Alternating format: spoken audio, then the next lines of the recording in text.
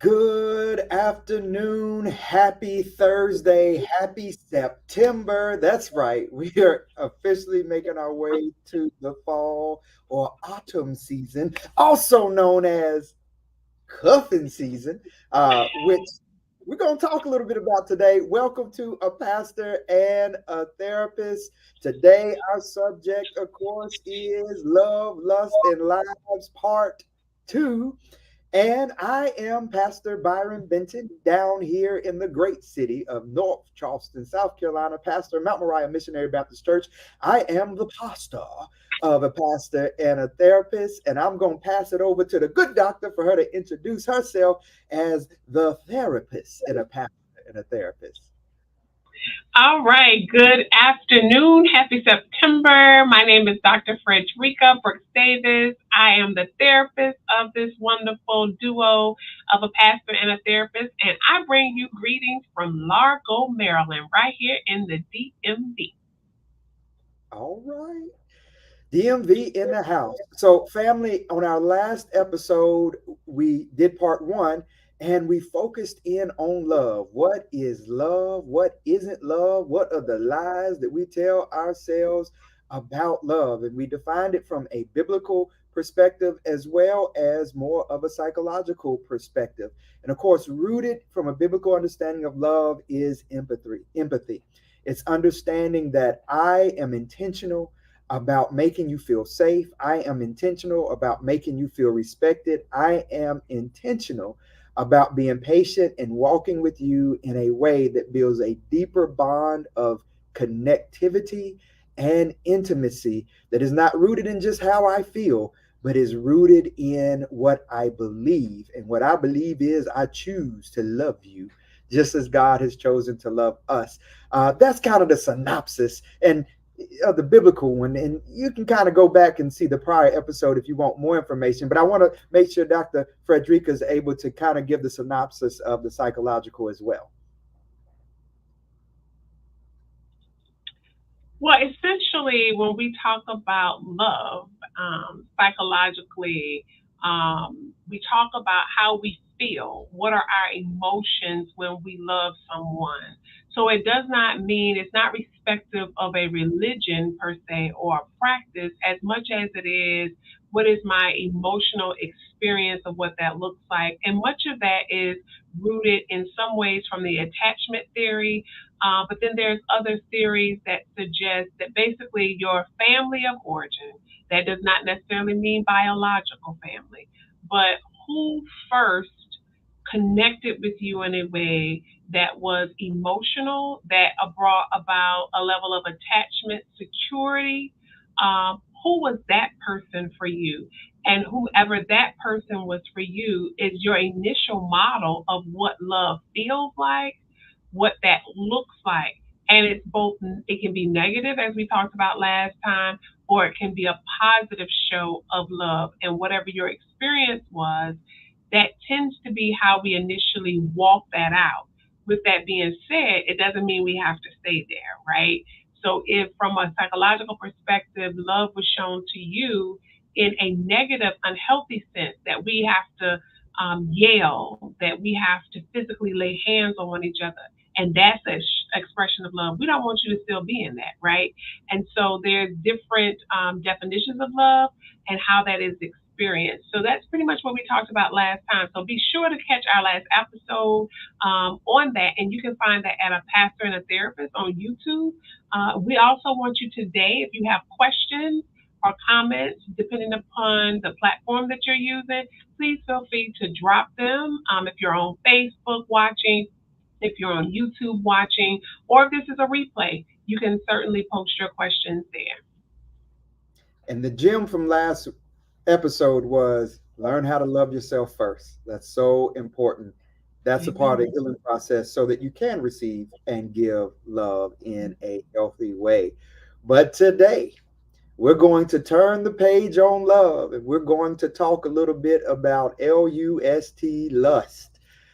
Let's define it first from a biblical perspective and kind of going to go deep just a little bit. We try not to go too deep. We know this isn't Bible study on the podcast. But in order to unpack this a little bit from a biblical standpoint, we need to go into the Greek.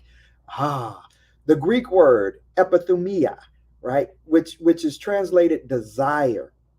It actually has both a positive connotation and a negative connotation biblically. And it doesn't translate to English as well, which is the issue. We talked about that with love and why there are so many different Greek words for love that just translate to love into English. Well, in many ways, the same is true around lust. And so we see Jesus use it in a positive way in Luke 22:15, where he says, with fervent desire, I have desire to eat this Passover with you before I suffer. For I say to you, I will no longer eat of it until it is fulfilled in the kingdom of God. That's a positive connotation of desire. But then it's used and translated lust in other scriptures, like in 1 Peter 2:11, beloved, I beg you as sojourners and pilgrims, abstain from fleshly lusts which war against the soul. All right. So here is the bottom line. If we're going to kind of give a definition today of lust from a biblical standpoint, it is corrupted desires that promote unhealthy decision making. All right. So it's when there's something wrong, right? Jesus kind of gets into it in Matthew 5:28 when he says, but I say to you that everyone who looks at a woman with lustful intent has already committed adultery with her in his heart. What Jesus is getting here is that it's a heart condition, not just a behavior. It's a condition of something is going on that's unhealthy within the heart of a man, within the heart of a woman, that is then causing the behavior that is unhealthy or is promoting the behavior that is unhealthy. And it just doesn't have to deal with sexual sin or anything like that or sexual behavior. You can lust, right, after power. You can lust after things. You can lust after people, right? It's getting down to what are your desires and what's impacting those desires. And is there something unhealthy in the sauce now that is deep within our hearts that's then informing the behavior? And so I just want to say this one more time. It's not so much like, because as humans, we like to focus on behavior. That's wrong. This is wrong. But what Jesus is getting at is no, I really want to talk about what's going on in the heart, because you can actually have issues in the heart that you never act on, right? The behavior is not actually taking place yet. But God is saying, I really want access to deal with what's going on in the heart, because the heart is still impacting. You're still carrying that. It's still dangerous. It's still harmful. It's still unhealthy for you. So lust is a heart condition. It is a warning sign. This is my last piece on it, and I'll pass it over to the good doctor. It is a warning sign. This is the new Byron translation, everybody. My lust is a warning sign that there is something going on within our hearts that needs attention. Think of it as the check engine light. Therefore, if we just focus on the behavior, right, we're missing the root issue. And that's where biblically God wants us to address what Jesus is addressing here, that there's something deeper that needs healing or a touch or deliverance. And I'll pass it over to the good doctor. That's my take from the biblical side in a synopsis. Well, the beauty of having a pastor who is also trained in the mental health space is he does a great job integrating that. So when I come along, I just have to say, you go, Pastor, you go. That's right. So now, essentially, as Pastor Byron said, we talk about that root cause. What is the heart's desire? Why do we lust, right? So the lust leads us to an outward expression or behavior, but what is happening is we're trying to feed something that is internal within us. And so, what desire that may be, do I have a desire for connection? And what is that connection that I am lacking in my life that I desire? And as a result of that, I may lust after flesh, right? So my lust may then be that I want this, a man, a woman, whatever that may be, and I want to engage in a sexual activity with the desire of feeling a certain way. So I'm really trying to get a feeling that I had before. How do I get it? One person, it might be that I crave sex, right? Which we know sex and intimacy are not the same thing, okay? So it may be that I want to feel that erotic sexual desire. That's what I'm lusting for that. I want that because it makes me feel good, right? But it's temporary. It's not long term. The next thing could be I might lust after chocolate cake because the chocolate and that caffeine is something that I desire. And I'm secretly eating chocolate all the time, wondering why my clothes are fitting the way that they do. But my endorphins, all of that caffeine is working for me. So I'm lusting after that. It may be power, as Pastor Byron said earlier, in prestige. What comes with being on stage? What comes with being having all of these followers on social media, looking at those likes? So right now in this day and age, I would say some of us are lusting after likes on social media, which then feeds our sense of worth that we think we have. There's an emptiness that we have. We don't have a sense of belonging. We don't have a sense of purpose, and we're seeking that, and the likes give us that temporarily. So we do more and more. As we get more likes, we continue to increase that because that gives us value and purpose. So we're lusting after that, which is the behavior. But what's rooted is that there is some hole, if you will, that's missing. There's a void that we're trying to fill. Okay, back over to you, Pastor. So what you're saying is I can lust after Krispy Kreme donuts. I'm really just coping. Like the hot and ready light is on, and I get a whole dozen, and I eat half of them before I get home. That may or may not have been a part of my past. Amen. I'll let y'all decide whether or not that's true. But Uh, but but you but said, but you know what, Pastor? Why you say that? The reality of it all, because we're not taught that lust is not just sexual desire. yeah. One person would never even see pulling over for that red light as being lustful. Oh my goodness. Yeah. And what's so crazy about this is you know that it is lustful because think about what happens, how it triggers you, how all of a sudden it takes your thoughts, your desires, it shifts. You weren't even thinking about it. This was not on your plan. And all of a sudden, the next thing you know, here you are, six donuts in. with regrets and frustration, right? And we say this laughing and everything, but all of us, in one way or another, to be human is to experience at some point these unbridled desires as we're trying to cope and figure out things. And because we don't have the spaces enough to where we own it and talk about it, we kind of a lot of times just hide in shame with it. One other things that Dr. Frederica said, and I wanted to bring this up and get your take on it, right? Because one of the things that I learned in when I was going through my doctoral program and dealing with attachment theory was sometimes when we're wounded, particular in our early childhood, and we associate relationships that are supposed to be intimate relationships, caregiver relationships, where we wanted to be held, where we wanted connection, healthy and intimacy, and we did not get that. That now we associate that intimate act with pain.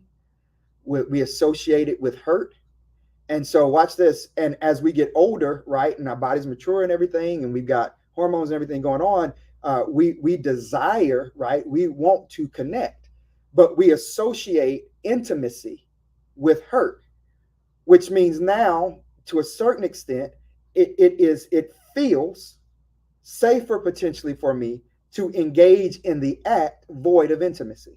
What do I mean? To engage in the act without a deeper connection with the individual, a deeper connection with the person, because I'm really protecting my heart from hurt. If I let you in, if I let you attach, if I get attached to, like, I associate that now with pain, and so I'm more comfortable engaging in the act without closeness. What do you think about that, Dr. Frederica? What are your thoughts? I'm just a pastor over here. I just wanted to throw that up and see what you thought about that. Right. Well, I mean, it goes also to how we're socialized, right? So who's to say that I need to feel you, so to speak? Who's to say that we need to connect on this emotional. And now, for persons who believe in spirit, who's to say that we are to connect on that level? All we need to do is just have sex, and that's what we are to do. We don't need to connect our emotions, our feelings to it. All we need to do is just have a good time.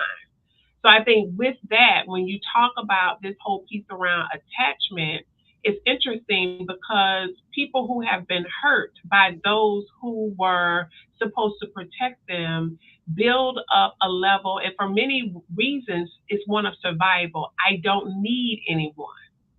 So then what happens is because they were hurt time and time again, someone just told me in this group I'm facilitating yesterday, I don't need to depend on anyone.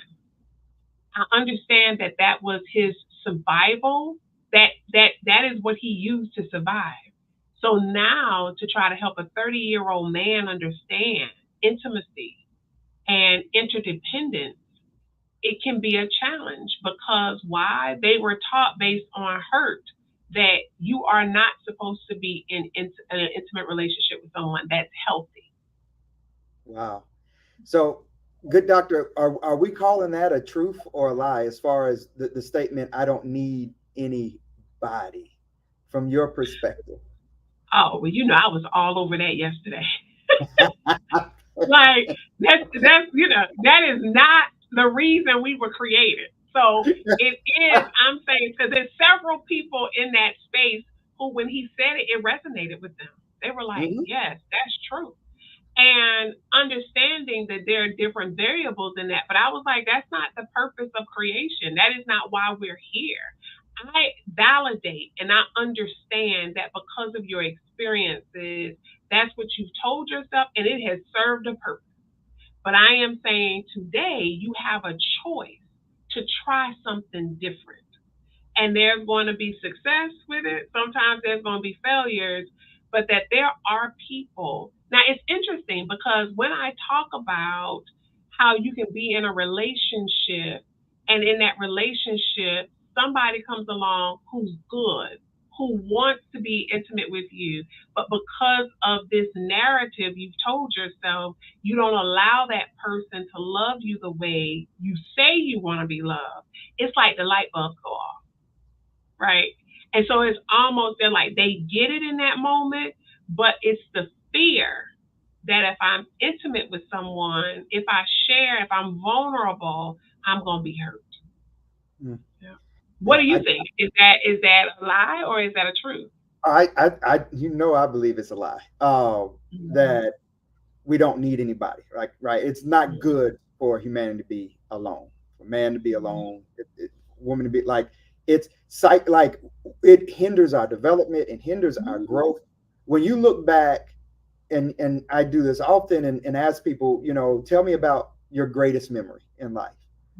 I've never heard one person tell a memory where it was just them by themselves. Right? There's always somebody else associated and connected to that memory. I remember Dale Strawberry. He was here at our church a year or two ago, and preached this wonderful sermon. And in it, he told us, "I've been to the mountaintop, and when I got there, I was all alone." And he Mm-hmm. was talking about his whole life and how he was caught up in lusting for drugs, women, and all kinds of things because he was really trying to fill a void, he said, that his father left. Mm-hmm. And so he became this great athlete,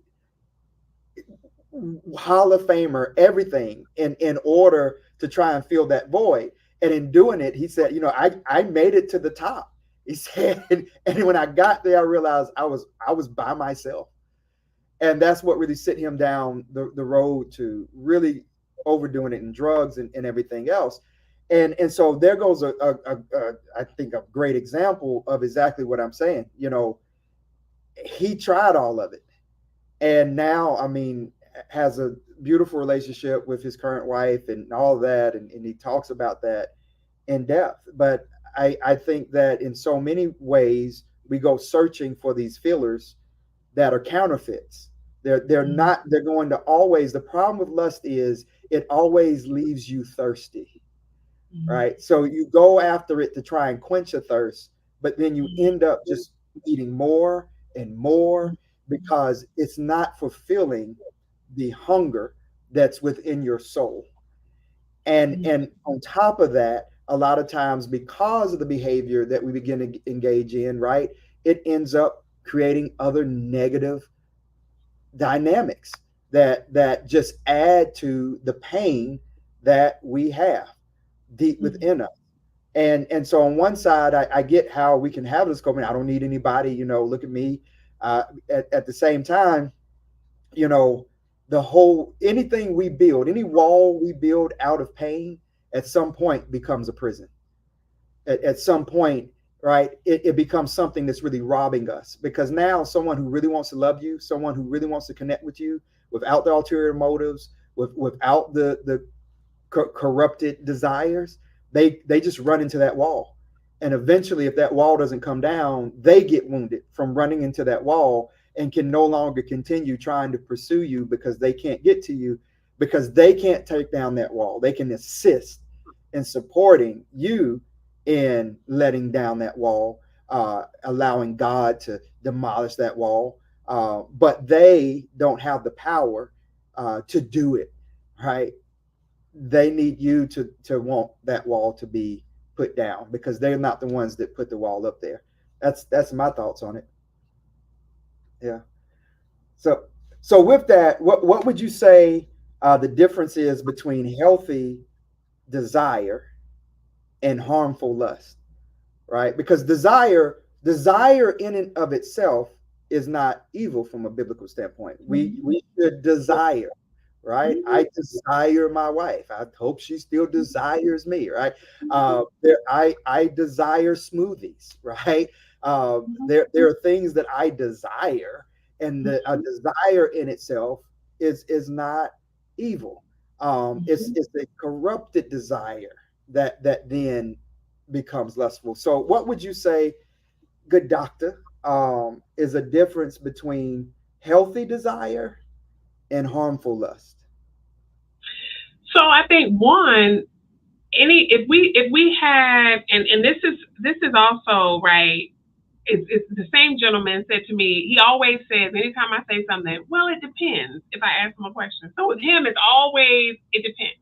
So I Subject. want to say, if you can imagine with me that there is a line, right? And so we're going from east to west. And if we were to say, how do I know when this is unhealthy behavior for me? So to desire a loving relationship, to desire intimacy and sex, as you mentioned, to desire a piece of chocolate cake, if that's what you enjoy, that in of itself is not in any way unhealthy, right? Just that desire. Where it becomes unhealthy is if, let's say, in the case of any type of food, if I am a diabetic, or if my doctor has said to me that from a health perspective, there are things that I don't need to eat, but it becomes that I am fixated on that particular thing. So now it is harmful for me to engage in eating this, but yet I want it because it's filling a void for me. It's at the point when this is now unhealthy. So, in terms of sex and desiring, like you said, you desire your wife, you want your wife to desire you. No, that's a beautiful thing. So, there isn't anything wrong with wanting to physically attach to my partner. When does it become a concern? It becomes a concern when my physical attraction desires of my partner moves beyond just my partner.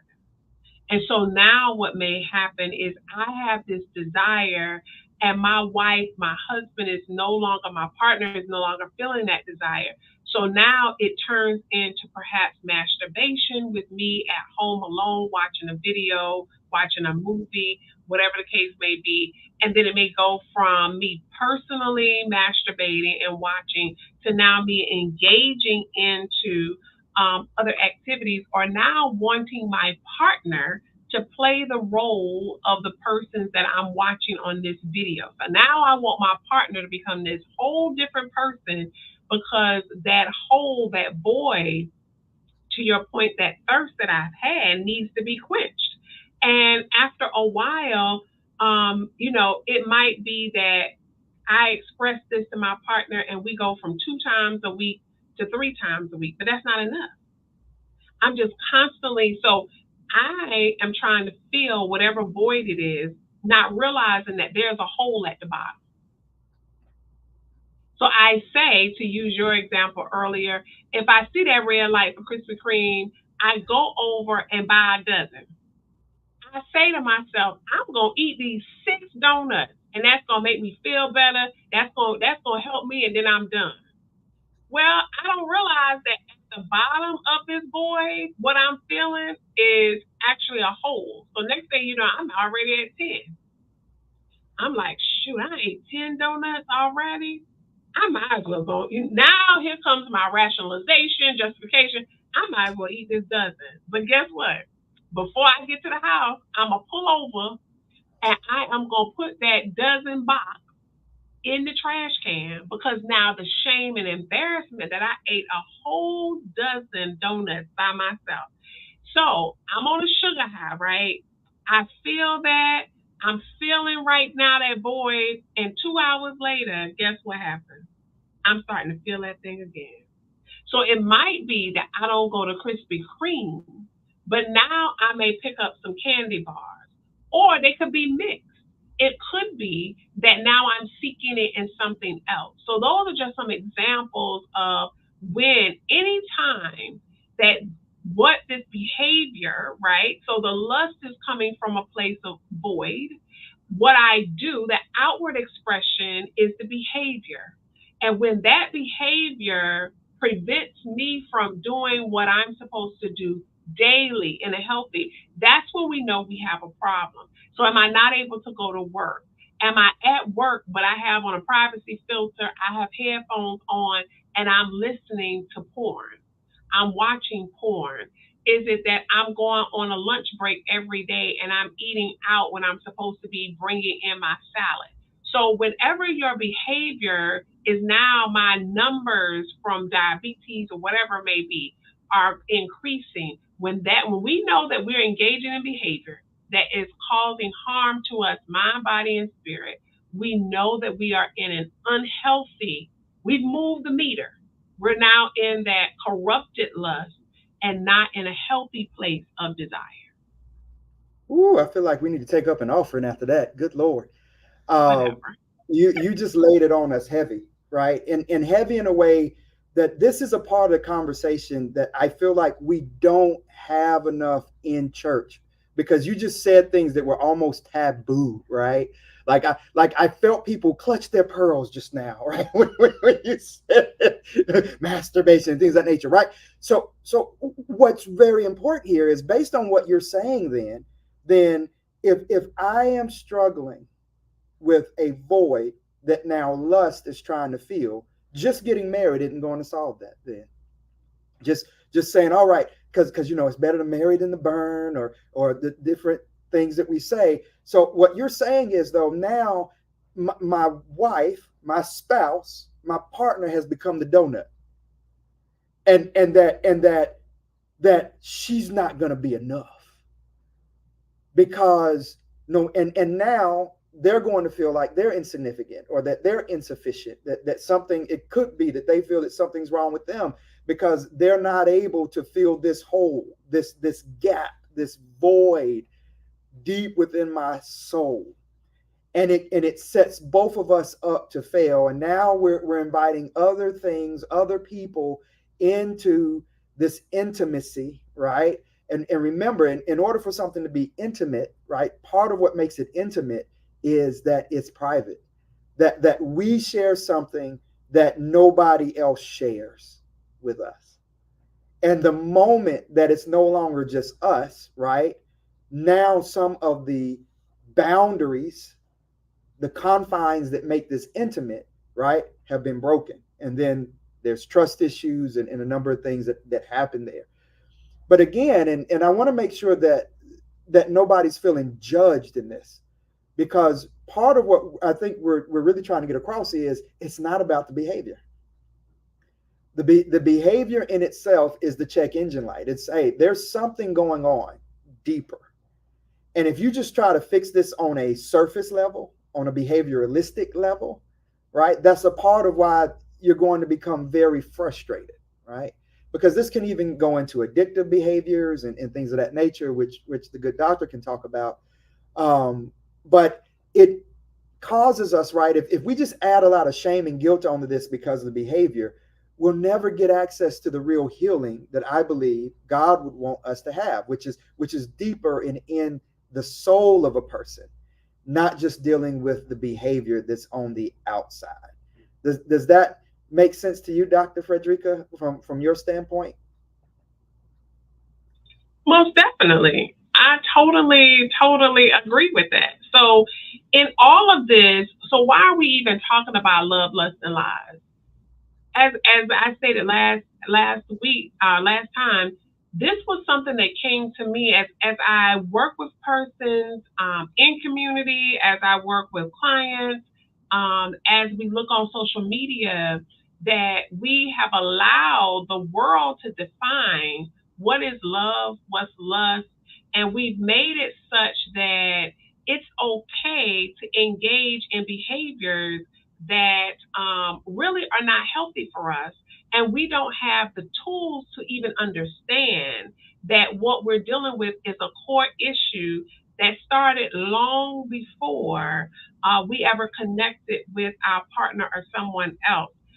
Or long before we started posting on social media, you see this void and you're chasing for things, trying to fill this void. So you're at happy hour and so COVID taught us a lot, right?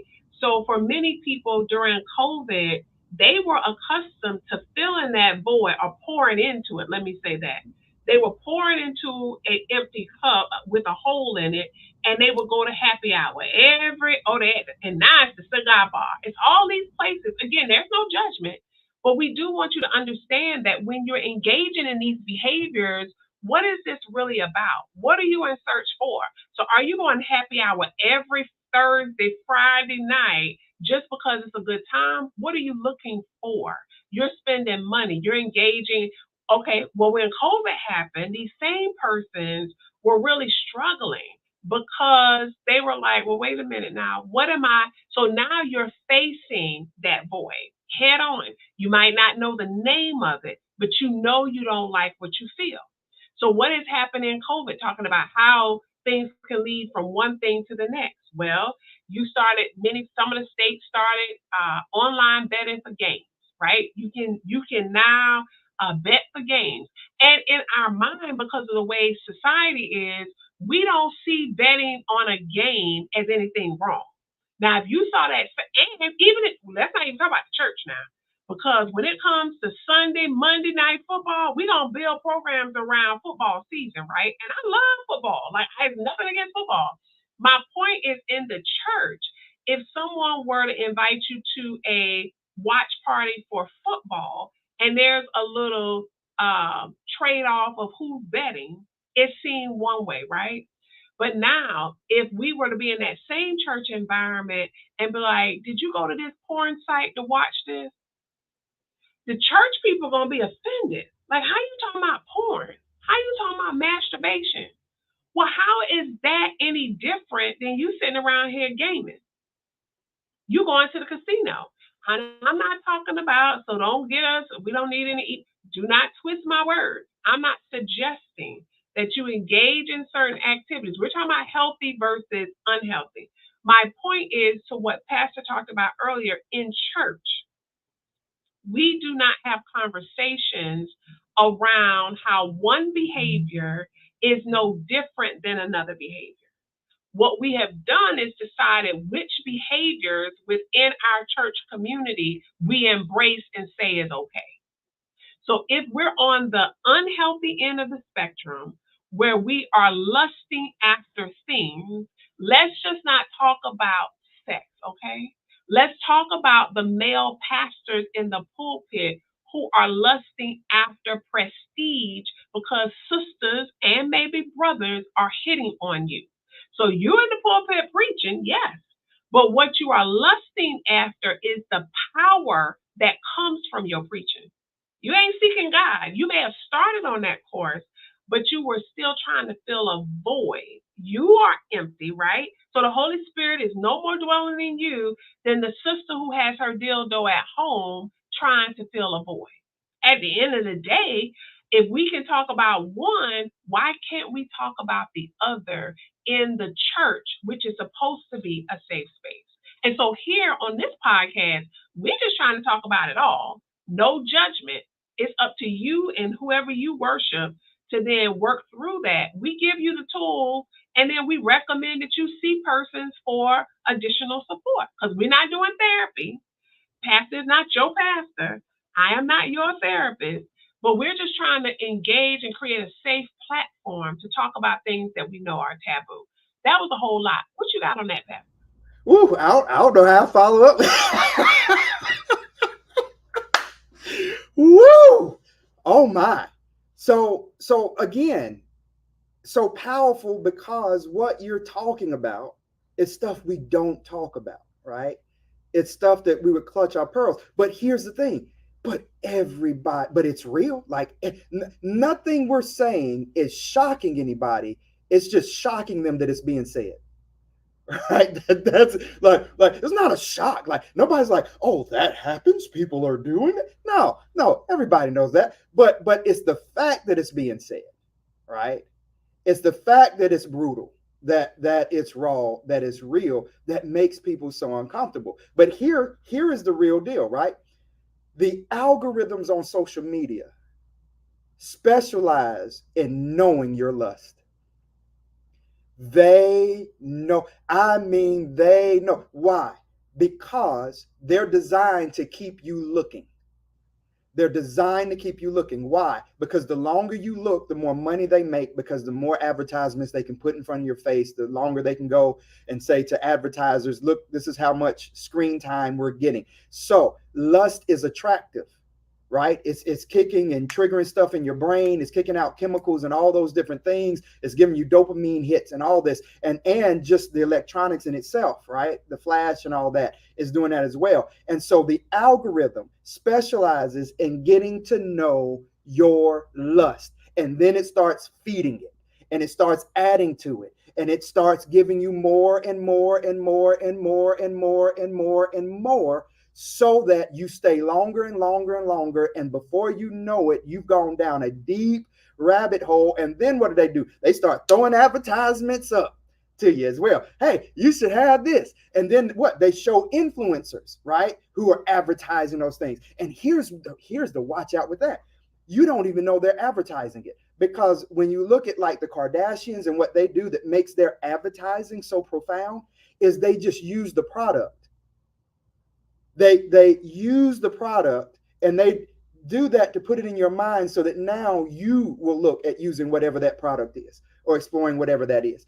And you didn't even know that that got in your mind because of the algorithm that then put this particular influencer in front of you that now you're following. And now you see that he or she uses this or does that, or this is what they're doing in their relationship. And the next thing you know, here you are doing the exact same thing.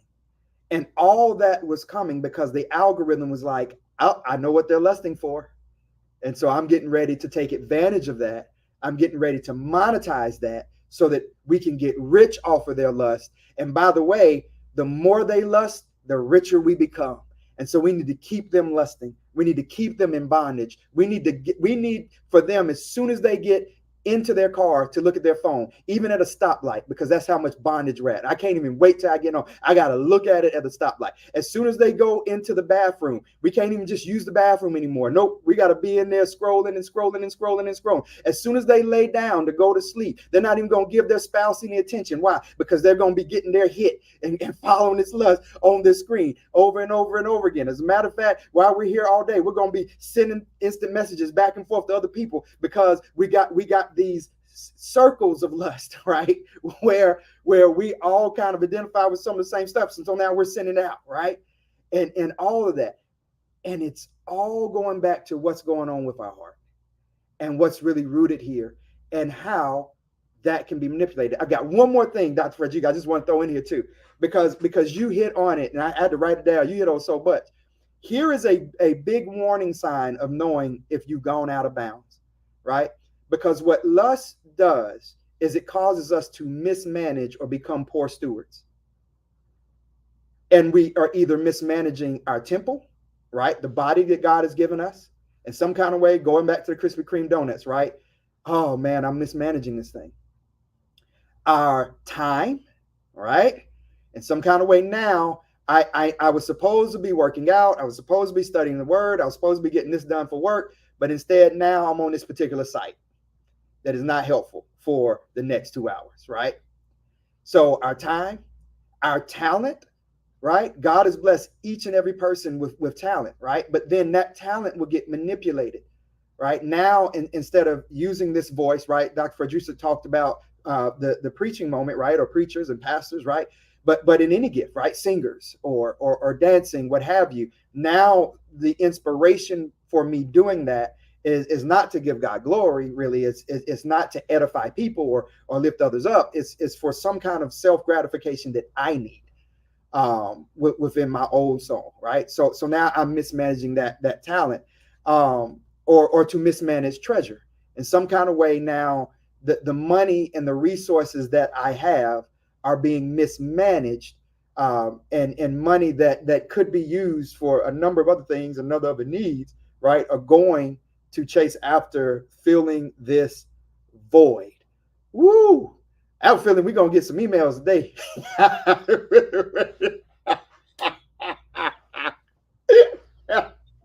There you go. Calling out people names and they products and stuff. There you go. Yeah, I bet you are a good pastor. I mean, look, I'm just saying, look, and they literally call it keeping up with the Kardashians. Think of Yep, psychologically yep. what that message is sending. And you know, I pick on them because they, in many ways, I would say, are the kind of trailblazing pioneers Mhm, of that whole movement. Whether they were the mhm. first or not, they really made that what it is and built it. And now we have so many influencers and so many people who desire to become influencers at such a young age. It's scary. So in our time remaining, wonder what life would be if each individual, if each one of us, myself included, decided that instead of us worrying about being an influence, that we sought to live a life that someone would see our light and that would be influence enough. Mm, So I'm not seeking validation for someone to label me an influence. What I'm seeking to do is live a life that is such that persons who are looking for light sees the light that really is not mine, right? So because I'm a believer, I believe the Holy Spirit resides in me. So I believe the light that is illuminated is not a result of anything that I've done. My job is to try daily to live a life that the Holy Spirit wants to reside in, and then the Holy Spirit illuminates what needs to be seen for that person, excuse me, in that moment. So it's like people can be around you and they feel some level of energy. You didn't sit there knowingly and say, "Oh, today I'm gonna give off energy lesson number 101." It is a result of allowing yourself to be used. And I think if we are able to focus on being a vessel, allowing that when we walk into spaces, the energy transform, that's enough in and of itself. That's a full time job because, mhm. like Paul, I mean, we have to wrestle with our flesh daily because there are things that we want.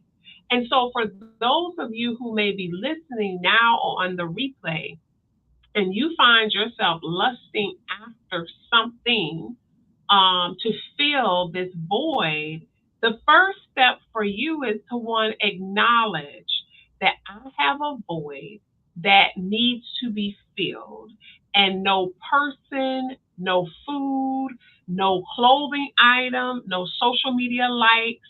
None of that is going to feel what I'm feeling, because the truth of the matter is that I felt this way most of my life. And so it's one, an acknowledgement, no matter what title is in front of your name or not. And then it is identifying, do I have any accountability partners? Now, you got to be careful, because what happens is people who tend to have the same void tend to hang out. Ooh, oh my. So, yes, you out here thirsty, looking for validation from somebody. All of y'all looking like you need to go back in and change your clothes. No one is holding you accountable, because you all after the same thing. Not realizing that all of you all really look as thirsty as you are. So where are your real friends? You're not surrounding yourself around people who would say, now, now you can't go nowhere looking like that with me. And why are you looking like, what is this about for you? And so it's not just women, men also get thirsty, right? And so you out here 70 years old trying to talk to somebody who's 25. Your youth is gone, right? You 75, it's gone. So at the end of the day, we talk about love and lust. Come on, you 20 trying to find your daddy in a 70-year-old, but you don't know that you have this void from childhood, right? Because that ain't popular to say. So you see security in a 70-year-old that you didn't have when you were 10. You find it, the challenge though is you 20 and you want to be sexually active. He's 70 trying to get a prescription for Viagra. You know what I'm saying? So now your lust there, because you both have, he's trying to recapture his youth and say, I still got it. What is he trying to feed? His insecurity. And how is he trying to feel secure? By how often he can engage in sexual activity. Because that is what society has defined as your manhood. But this is for persons who are in need to fill these voids. I'm not saying this is everybody, but I'm saying that hurt people gravitate and connect with hurt people. And so if you don't know that you hurt, if you are not around people who can point that out and you're open to hear it, then you're going to allow these patterns to continue not only in your life, but you're going to pass these voids on to your next generation, which creates more generational trauma. Pastor Byron? Woo! And she goes on mute after that. I had to mute myself by just my reactions as the good doctor was walking heavy up in here, up in here. The root, like she's talking about. Here's the bottom line: all of us have been wounded. All of us have stuff, and we need to be on our own journeys of healing, of illumination, of growth. We all, like the woman with the issue of blood, need to be on our crawl to the hem of the garment. We all need to be, like the blind man, on our way looking for the pool of Siloam where we can wash, that we may be able to see again. It's a time out for us blaming and shaming and making each other feel bad when all of us, right? Because remember, it's not about the behavior. Just because you hadn't done it doesn't mean that it's not in your heart. And what God, from a biblical standpoint, what God is looking at, Jesus literally said, if it's in your heart, it is the same in the eyes of God as if it was acted upon. That's not said to make us feel guilty. It's said to humble us enough to see our own righteousness as filthy rags so that we can pursue healing and wholeness and allow ourselves to be around people who will support that journey and not just enable us to be a mess. And that's the reason why I hear it over and over again, and it breaks my heart, but this is the reality. When people get serious about that journey, they almost always lose friends. Every time. I hear it over and over again. My friends won't talk to me anymore. They think I'm too good for them, or they say this or they say that, and it's not that. It's just that I'm trying to do things differently, right? But if they're not supportive of that journey, now you expose them because they know where you've been, how you've thought. They know that you are no better than they are, which means if you can make the change, if you can pursue wholeness, if you can get right in these ways, then they have no excuse anymore. So they need you to stay with them so that they don't feel like there's hope for them to be better and do better. Like that, like because you are a revelation now, your light has already started shining. Because they realize if you can do it, that means I can do it. As a matter of fact, they looking at you going, "Oh, they were even worse than I am. How they getting? They join the church and they doing this and they become that holy roller. Think they all that? Well, no. All it is I got tired of being in there in the slop of life.